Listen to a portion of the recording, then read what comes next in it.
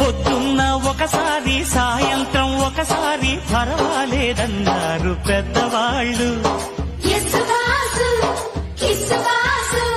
సావిట్లో ఒకసారి సందిట్లో ఒకసారి చలి కాగాలన్నారు చిన్నవాళ్ళు. కొక్కరో బంగారు కోడి ముద్దడితే ముదిరింది వేడి. పిల్లగో చూశాని నాడి అదిరింది కన్నెమాడి.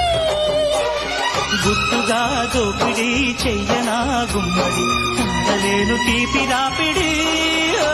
నిన్నేమడగను ఎట్టాడగను ఒకసారి ఒడిలోకి రమ్మని.